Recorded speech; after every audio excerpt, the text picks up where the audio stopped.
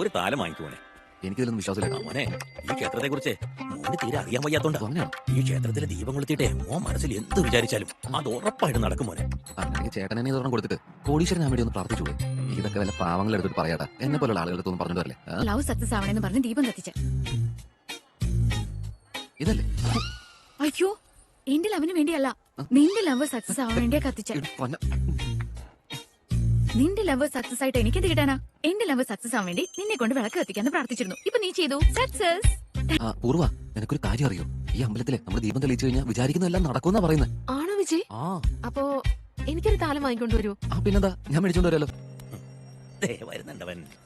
ഒരു താലം എടുത്ത് ആയടാ. വിശ്വാസം ഇല്ലാത്തവർക്ക് ഞാൻ കൊടുക്കാറില്ല. എടോ, ഞാൻ നേരത്തെ ചുമ്മാ തമാശക്ക് പറഞ്ഞ താലം. ഞാനേ താലം കൊടുക്കുന്നതൊക്കെ നിർത്തിയിട്ട് ഇവിടത്തെ താലങ്ങളൊക്കെ മൊത്തം കത്തിച്ച് അങ്ങ് കോടീശ്വരനാകാൻ പോവാ. ചേട്ടാ, ഈ 100 രൂപ മേടിച്ചിട്ട് അല്ല, 100 അല്ല, ഒരെണ്ണത്തിന് 1000 രൂപയാണ്. അതിന് 10 രൂപയേ ഉള്ളൂ.